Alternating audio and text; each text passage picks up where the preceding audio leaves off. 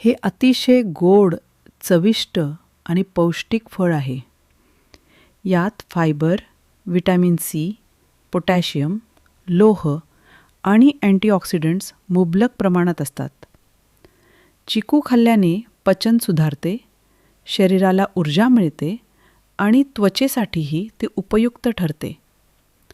मात्र कोणतेही फळ योग्य पद्धतीने आणि मर्यादित प्रमाणात खाल्ले तरच त्याचा पूर्ण फायदा मिळतो. म्हणूनच चिकू खाताना खालील काळजी घेणे आवश्यक आहे. सर्वप्रथम, कच्चा चिकू खाऊ नये.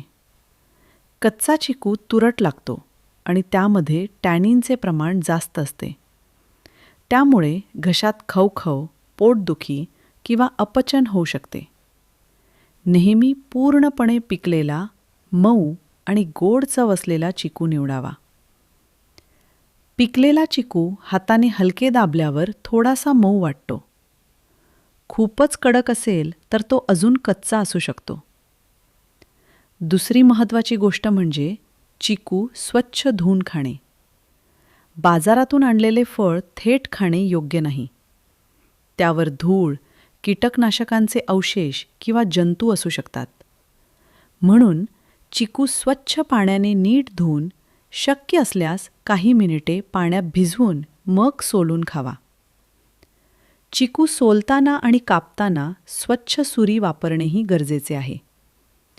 अस्वच्छ सुरी किंवा फळे कापण्याचा पाटा वापरल्यास जंतुसंसर्ग होण्याची शक्यता वाढते. विशेषतः लहान मुले आणि वृद्ध व्यक्तींनी स्वच्छतेकडे अधिक लक्ष द्यावे. चिकूच्या बिया खाऊ नयेत. चिकूच्या बिया कठीण आणि टोकदार असतात. त्या गिळल्यास घशाला इजा होऊ शकते किंवा पचनसंस्थेला त्रास होऊ शकतो. म्हणून चिकू खाताना बिया पूर्णपणे काढून टाकाव्यात. जास्त प्रमाणात चिकू खाणे टाळावे. चिकू गोड असल्यामुळे त्यात नैसर्गिक साखर जास्त असते. एका वेळी 1 ते 2 चिकू पुरेसे असतात.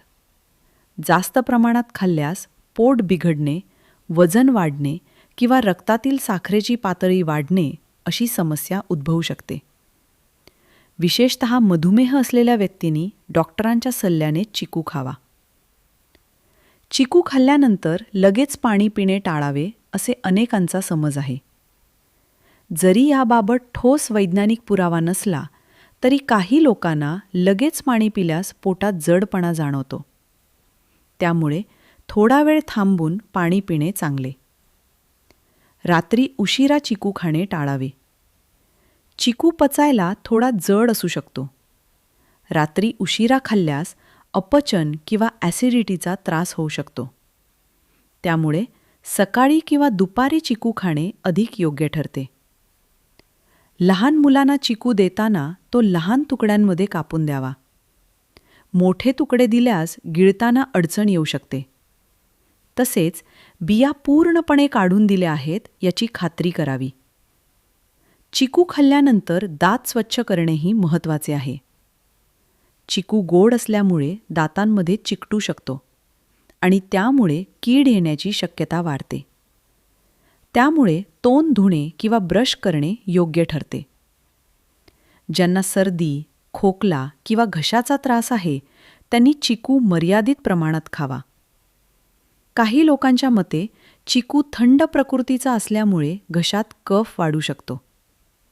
जरी हे सर्वांनाच लागू नसले तरी स्वतःच्या प्रकृतीनुसार काळजी घेणे चांगले.